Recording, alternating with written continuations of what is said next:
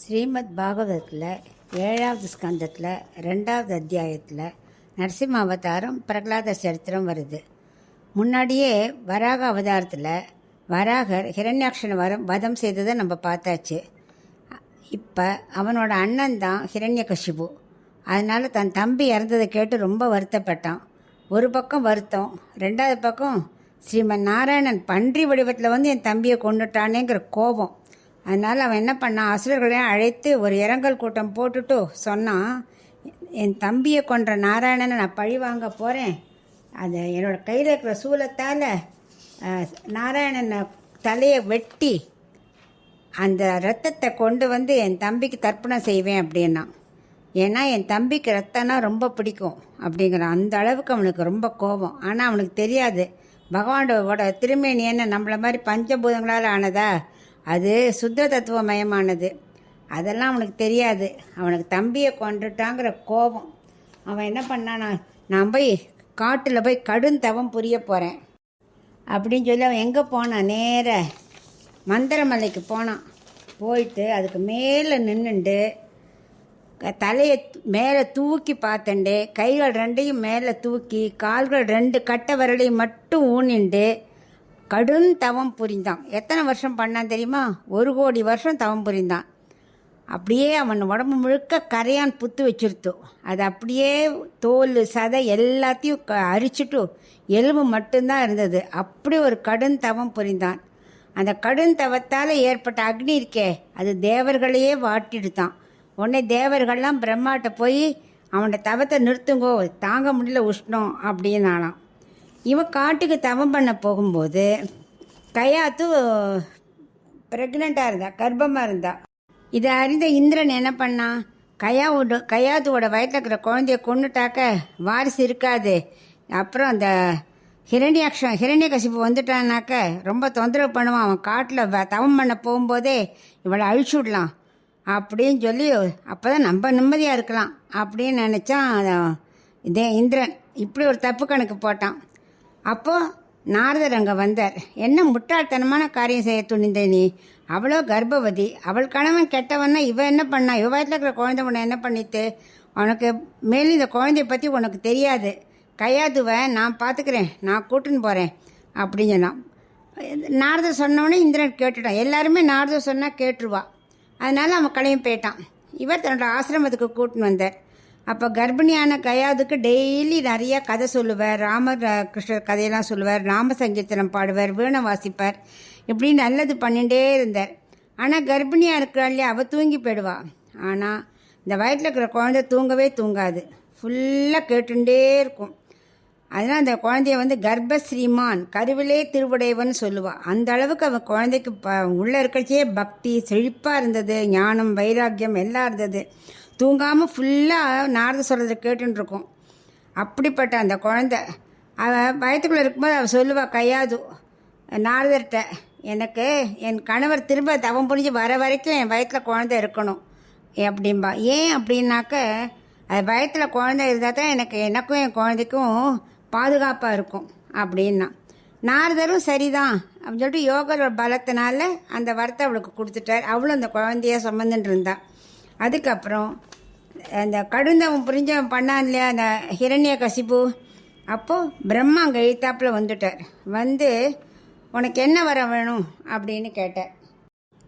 ஹிரண்யகசிபு சொன்னால், எப்படி சாகா வரம் கொடுக்க முடியாது, ஆனால் நிறைய வரத்தை கேட்டு வச்சான். அதை வச்சு நம்ம சாக மாட்டோம்னு நினச்சிட்டு அவன் என்ன கேட்டான், எனக்கு வீட்டுக்கு உள்ளேயும் வெளியிலேயும் மரணம் ஏற்படக்கூடாது, காலம்பரையும் ராத்திரியும் மரணம் ஏற்படக்கூடாது, பூமியிலையும் ஆகாயத்துலேயும் மரணம் வரக்கூடாது, தேவர்களாலும் அசுரர்களாலும் மரணம் வரக்கூடாது, உயிருள்ள ஆயுதத்தாலும் உயிரில்லாத ஆயுதத்தாலும் மரணம் வரக்கூடாதுன்னு கேட்டான். பிரம்மாவுக்கு பயமே வந்துடுது. என்ன ஒன்று கூட விடாமல் கேட்குறானே, இவனுக்கு எப்படி நம்ம கொடுக்க போகிறோமோ தெரியலேன்னு பயந்துட்டே இருந்தார். அப்போ பார்த்தா கடைசியாக ஒரு வரத்தை கேட்டான். அப்பாடன் பெருமூச்சு விட்டுண்டார். என்ன வரம்? நீ உன்னால் படைக்கப்பட்ட எதுனாலும் எனக்கு மரணம் வரக்கூடாதுன்னா. அப்பாடா, எனக்கு மேலே படித்தவர் பகவான் இருக்கார், என்னை படித்ததே நாராயணன் தானே அப்படின்னு சொல்லிட்டு நிம்மதி அவர் பார்த்துப்பார் அப்படின்னு சொல்லி நிம்மதி அடைஞ்சான். வரத்தெல்லாம் கொடுத்துட்டார். இப்படி கேட்ட வரத்தெல்லாம் கெட்டவனா இருந்தாலும் கொடுக்கலாமா அப்படின்னாக்க வேற வழி இல்லை. ஒருத்தர் தவம் பண்ணினா அதுக்கேற்ற வரம் கேட்டால் கொடுக்கத்தான் வேணும். அதை கெட்டவர்கள் நல்ல மன உறுதி இருக்கு இல்லையா, அவளுக்கு தான் சாதிக்கிறதுக்குள்ள உறுதி. அதனால எவ்வளோ வேணால் கடந்தவன் புரிஞ்சு வரம் வாங்கிட்டுருவா. நல்லவா என்ன பண்ணுவா, அவ்வளோக்கெல்லாம் அவளுக்கு மன உறுதி கிடையாது, அவ்வளோவெல்லாம் வரம் கேட்க மாட்டா அவள். இதைத்தான் இவன் கேட்டான், சுக்கர்கிட்ட பரிஷித் கேட்குறான், இவ்வளவு நல்ல பிள்ளையா பிரகலாதன் இருக்கும்போது எப்படி இவன் அசுர தந்தையாக இருந்தான் அப்படின்னா, தந்தை அசுரன் அதுக்கு என்ன பண்ணுறது, இந்த குழந்தை நாரதர்னால நல்ல பக்தியோடு இருக்குது அப்படின்னு சுக்கர் சொல்லிட்டு கதையை பின்தொடர்ந்து சொல்லிட்டு இருக்கார். ஹிரண்ய கசிப்பு வரத்தை வாங்கிட்டு வந்துன்னு இருக்கான். வந்துட்டு என்ன சொல்கிறான், எங்கெங்கெல்லாம் வேதங்கள் ஓதப்படுகின்றனவோ, எங்கெங்கெல்லாம் யாக யஜ்யங்கள் நடக்கின்றனவோ, எங்கெல்லாம் கோவில்கள் உள்ளனவோ எல்லாத்தையும் அழியுங்கள். அப்புறம் மேலும் என் தம்பியை கொன்றவனை நான் பழிதீர்க்கணும், அதனால எதையும் விட்டு வைக்கக்கூடாது, பசுமாடுகளை வதம் செய்யுங்கள், ரிஷிகளை அழியுங்கள் அப்படின்னு எல்லாருக்கும் ஆணையிட்டான். ரொம்ப உக்ரமாக அசுர பலத்தோடு வந்தான், யாருக்கும் அடங்காமல் எல்லாரையும் துன்புறுத்தினான். இந்த சமயத்தில் குழந்தையும் பிறந்துருத்தோம். அது ரொம்ப பக்தியாக குழந்தை பிறந்தது. அந்த குழந்தை கொஞ்சம் வளர்ந்தோடனே எப்படி இருந்ததுன்னா அதில் பெருமையை பற்றி சொல்கிறார். அப்படி அதுக்கு அப்போவே பிரம்மத்தை நன்னா தெரிஞ்சுக்கணும்னு ஆசைப்படுவானான்.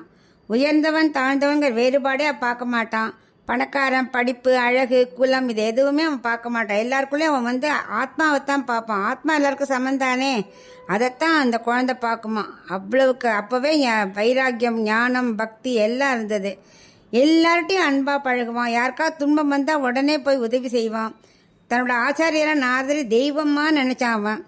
மற்ற குழந்தையெல்லாம் பொம்மையை வச்சு விளையாடும்போது இவன் அதெல்லாம் பண்ண மாட்டான். ராமர், கண்ணன் அவளை பற்றி நினச்சிண்டு நாம சங்கீர்த்தனம் பண்ணிண்டு திடம்னு நடக்கும்போதும் உட்காரும்போதும் பகவானை பற்றியே நினச்சிட்டு இருப்பானா. சந்தோஷம் ரொம்ப ஜாஸ்தியாச்சுன்னா பாடுவான், ஆடுவான், சிரிப்பான், திடம்னு அழுவானா. அதுக்கப்புறம் ஒரு தடவை சடனாக நான் தான் நாராயணன் அப்படிம்பானா. என்னன்னே புரியாது. என்னன்னா அந்த அளவுக்கு பகவத் சிந்தனையோடு இருக்கான். நாராயணன் சொல்லலாமா அப்படின்னாக்க, அந்தராத்மா யார் இருக்கார், அந்தராத்மா பகவான் தானே இருக்கார், அதை அவன் புரிஞ்சுட்டு இருக்கான். அவன் தனி உலகத்தில் வாழ்ந்துட்டு இருந்தான். இவ்வளவு நல்ல பிள்ளை போய் இப்படி பிறந்திருக்கே அப்படின்னு ஹிரண்ய கசிப்பு போய் இப்படி இருக்கேன்னு பரீட்சத்துக்கு தான் ரொம்ப வருத்தமா. அப்போது சுகரும் அதை சொல்கிறார், அதை சொல்ல முடியாது, அசுரன் அவனாக இருந்தால் என்ன, குழந்தை நல்ல குழந்தை அப்படின்னா. அதுக்கப்புறம் முள்ள அந்த குழந்தைக்கு பாடசாலைக்கு அனுப்புகிற வயசு வந்தது. அங்கே சண்டா மர்கன் 2 பேர் இருந்தா. அவள் 2 பேர் யாருன்னா அசுர குரு, அவரோட அப்பா தான் சுக்கராச்சாரியார், அவளோட பிள்ளைகள் தான் இவள் 2 பேரும். சண்டா மர்கன்னு பேர். இவாட்ட தான் பிரகலாதனை கூட்டுன்னு போக சொன்னா, பாடசாலைக்கு போய் நீ பாடம் சொல்லி கொடு அப்படின்னா. அந்த சண்டாமர்கன் என்ன பண்ணுவா, ஹிரண்யாய நமக அப்படின்னு சொல்லுவா. இந்த குழந்தை உடனே நாராயணாய நமகங்க, அது காதிலே வாங்காது. இவன் நாராயண ஜபத்திலே தான் பிரகலாதன் இருப்பான். அவன் என்ன சொல்லி கொடுத்தான் பாடம், அசுர நீதி தான் பாரு, நமக்கு பணம் தான் முக்கியம், அப்போ பணத்துக்காக யாரை வேணால் அழிக்கலாம், என்ன தப்பு வேணால் பண்ணலாம், இப்படிலாம் தான் பாடம் சொல்லி கொடுத்துட்டு இருந்தான். இதெல்லாம் பிரகலாதன் காதிலே வாங்க மாட்டான்.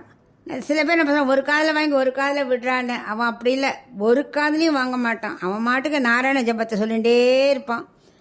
அதுக்கப்புறம் கொஞ்ச நாள் ஆச்சு. ஹிரண்ய கசிப்பு தன் பிள்ளைய கூட்டு வர சொன்னான். எப்படி இருக்கு பாடம் சொல்லி கொடுத்துருக்கா பார்க்கலாம் அப்படின்னு கூட்டு வர சொல்லி அழகாக ஆசையாக தன் பிள்ளைய மடியில் வச்சுண்டு என்ன கத்துண்ட அப்படின்னு ரொம்ப ஆசையோடு கேட்டானான். அவன் துளியும் பயம் இல்லாமல் நன்னா அப்பாவிட்ட சொல்கிறானான், நாராயணன் தான் எல்லாத்துக்குள்ளும் இருக்கான்ப்பா, எல்லாருக்கும் நாராயணன் தான் நமக்கு நம்மளை ரட்சிக்கிறார், நாராயணன் தான் முக்கியம் அப்படின்னு நாராயணன் சொல்லுவான். இவருக்கு கோவம் வந்துடும். சண்டாமர்கனை கூட்டி என்ன பாடம் கற்றுக் கொடுத்துருக்கேள் அப்படின்பா. இல்லை நாங்கள் ஹிரண்யா நம்ம தான் சொன்னோம், இவன் ஏன் இப்படி சொல்கிறானே எனக்கு புரியலம்பா. ஒழுங்காக பாடத்தை கற்றுக் கொடுங்கோ, ஒழுங்காக கற்றுக்காட்டா பெரும்பாலும் அடிங்கோ அப்படின்னு சொல்லிவிடுவான் ராஜா. உடனே இவன் என்ன பண்ணுவா, இவன் மறுபடியும் இவனை கூட்டின்னு போயிட்டு மறுபடியும் பாடமெல்லாம் சொல்லித்தர ஆரம்பிப்பா. இவன் அதே மாதிரியே நாராயண நாமத்தையே சொல்லிகிட்டு இருப்பான். கொஞ்ச நாள் ஆச்சு, வந்தா இப்போ என்ன சொல்கிறான் பார்க்கலாம், ஏதாவது இம்ப்ரூவ்மெண்ட் இருக்கா பார்க்கலாம் அப்படின்னு பார்த்தா, வந்தவுடனே குழந்தை என்ன பண்ணிச்சு, என்னப்பா சொல்லி கொடுத்தா இன்றைக்கி அப்படின்னோடனே முதல்ல நமஸ்காரம் பண்ணித்தான் அப்பாவை. ஏன் அப்படின்னாக்கா, எல்லாருக்குள்ளேயும் ஆத்மா பகவான் இருக்கார், இப்போ அந்தராத்மாவா, அதனால் அவர் சேவிச்சாரான். அவருக்கு ஒரே சந்தோஷம், ஆகா பிள்ளை மாறிட்டான் போல இருக்கே, அப்பாவெல்லாம் சேவிக்கிறான்னு அவருக்கு ஒரே சந்தோஷம். சரி என்ன கற்றுக் கொடுத்தான் சொல்லு அப்படின்னாக்க, அப்பா நவவித பக்திப்பா, 9 விதமான பக்தி இருக்கு. என்ன தெரியுமா? சிரவணம், கீர்த்தனம், விஷ்ணு ஸ்மரணம், பாதசேவனம், அர்ச்சனம், வந்தனம், சாக்கியம், தாஸ்கியம், தாக்ஸ்யம், சக்கியம், ஆத்ம நிவேதனம் அப்படின்னு சொல்லித்து. அப்படி பகவானை பற்றிய குணங்களை என்ன பண்ணணும்? நிறைய கேட்கணும். அவரை பற்றி எப்பவும் பாடிண்டே இருக்கணும்.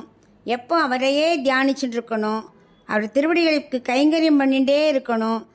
பகவானுக்கு மட்டும் இல்லை, அவர் அடியார்களுக்கும் நம்ம கைங்கரியம் பண்ணணும். புஷ்பங்களை கொண்டு பகவானை அர்ச்சனை பண்ணணும். பகவானை விழுந்து நமஸ்கரிக்கணும். அப்புறம் பாகவதர்கள் யார் வந்தாலும் அவளே நமஸ்கரிக்கணும். அப்புறம் அவர் திருவடிகளுக்கு தொண்டனாக இருந்து அடிமையாக இருக்கணும். பகவானோட நட்போடு இருக்கணும் அப்படின்னு அந்த குழந்தை வரிசையாக சொல்லித்து.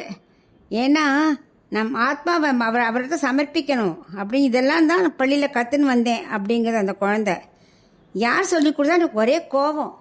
உடனே என்ன பண்ணான், அந்த குழந்தைய அப்படி தள்ளி நான் வழியில் உட்காந்து வச்சு கேட்டுட்டு இருந்தானே, தள்ளி அவனுக்கு எப்படி கோபம்னாக்க, பள்ளியில் ஓதி வந்த தன் சிறுவன் வாயில் 1000 நாமம் ஒல்லியவாகி போத ஆங்கு அதனுக்கு ஒன்றுமோர் பொறுப்பிலனாகி பிள்ளையை சீறி வெகுண்டு தூண் புடைப்ப பிறையேற்றில் விழிப்பேழ்வாய் அப்படிங்கிறார். அதை தெள்ளிய சிங்கமாய் தேவை திருவள்ளி கண்டேனேன் ஆழ்வார் பாடினார். ஆனால் அந்த அளவுக்கு அவனுக்கு 3 விதமாக கோபமா. சீறி வெகுண்டு தூண் புடைப்பங்கிற எல்லாமே கோபந்தான்.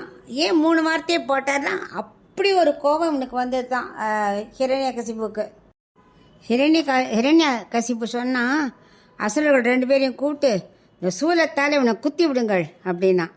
அசுரர்கள் சூலத்தை பார்த்து கலங்கவே இல்லை. இந்த குழந்தை நாராயணியே தியானிச்சுட்டு இருந்தது. அப்போ குத்திய போது அதனால் ஒரு பலனும் இல்லை, குழந்தைக்கு எதுவுமே ஆகலை. ஏன்னாக்கா பக்தி தானே அவனுக்கு, எல்லாத்தையும் பகவானையே பார்த்துட்டு இருக்கான்ல, ஒன்றுமே நடக்கலை. என்னடா இப்போ எப்படி பலன் இல்லாமல் போகிறதுன்னு அவளுக்கு ஒரே ஆச்சரியம். சூலத்தால் குத்தினாலும் குழந்தைக்கு ஒன்றுமே ஆகலையே அப்படின்னு தான். ஏன்னா நாராயண நாமத்தையே சொல்லிட்டு இருக்கான். சரி இது பலன் இல்லை, வேற ஏதாவது பண்ணலாம் சொல்லிட்டு 8 யானைகள் கூட்டு மிதிக்க வச்சான். அப்போ மிதிக்க சொன்னான். அது என்ன பண்ணிட்டு வந்தது. ஆனால் பிரகலாதன் என்ன பண்ணான், ஆஹா இந்த யானை தானே இந்த கஜேந்திரனா வந்தப்போ பகவான் வந்து மோஷம் கொடுத்தார் அப்படின்னு அதை கஜேந்திர மோஷத்தை நினச்சிட்டு இருந்தான். அந்த யானைகளும் என்ன பண்ணிட்டு அவனை அப்படியே வந்து பார்த்து சேவிச்சுட்டு போயிடுத்து. அதுக்கப்புறம் ஏவல் பில்லி சூனியம் எல்லாத்தையும் கொண்டு வந்து ஏவி விட்டான். ஒன்றும் பண்ண முடியல. சரி பாம்புகளை கொண்டு கடிக்க வச்சான். பாம்பு பார்த்த உடனே இவனுக்கு அப்படியே பகவான் இந்த ஆதிசேஷம் படிக்கிறதானே படுத்துட்டு இருப்பாருன்னு அப்படியே நினச்சிட்டு இருந்தான். அந்த பாம்பு ஒன்றும் பண்ணலை, வெறும் அப்படியே பார்த்துட்டு சுற்றி போயிடுத்து. என்னடா அதுன்னு அவருக்கு ஒன்றுமே புரியல. சரி மலையிலேருந்து உச்சிலேருந்து உருட்டி விடலாம் அப்படி உருட்டி விட்டா அப்படியே பூமாதேவி தாங்கிட்டுட்டா. மாயாஜால காட்சியெல்லாம் காண்பிக்க சொல்லி பயமுறுத்தினா, இருட்டறையில் வச்சு பண்ணா ஒன்றும் நடக்கலை. சரி விஷத்தை கொடுத்துருவோம், வேறு வழியே இல்லைன்னு சொல்லிட்டு விஷத்தை கொடுத்தா, ஆஹா இந்த விஷத்தில் தானே சிவபெருமானுக்கு கொடுத்து இது பண்ணார் அப்படின்னு சொல்லிட்டு அந்த விஷத்துலேயே அவன் வந்து அப்படியே நீளமாக பார்த்தவொடனே அவனுக்கு பெருமாள் ஞாபகம் தான் வந்து தான். என்னடா அதுவும் ஒன்றுமே பண்ணலை அவனுக்கு. அவன் சாப்பிட்டுட்டான், அச்சுதா அனந்தா கோவிந்தான்னு சொல்லி அதையும் சாப்பிட்டுட்டான். ஒரு பிரயோஜனமும் இல்லை. பகவன் நாமமே தான் அவனுக்கு. அப்போ சரி பட்னி போடுங்க, அதான் நல்லது சொல்லிட்டு பட்னி போட்டா. அவனுக்கு தான் உண்ணும் சோறு பருவம் நீர் திண்டும் வீட்டில் எல்லாம் கண்ணன்கிற மாதிரி பகவானையே அவன் சாப்பிட்டுன்னு இருக்கானே, அதனால அவனுக்கு ஒன்றும் ஏற்படலை. என்னடா பண்ணுறதுன்னு பார்த்தா புயல் காற்று வீச வச்சான், ஒன்றும் நடக்கலை. நெருப்பில் போட்டான், நெருப்பு சுடலை, எதுவுமே பண்ணலை. அக்னி தேவன் வந்து காப்பாற்றியாச்சு. கடலில் வீசினான். ஆக இந்த கடலில் தானே திருப்பார்கடலில் நாராயணன் படுத்துன்னு இருப்பார் அப்படின்னு அதை நினச்சி நாராயணான்னா அதனால் அங்கேயும் அவனுக்கு சாவு நடக்கலை. என்ன பண்ணுறதுனே தெரில, என்ன பண்ணலாம் அப்படின்னு சண்டா மர்கரை கேட்டால்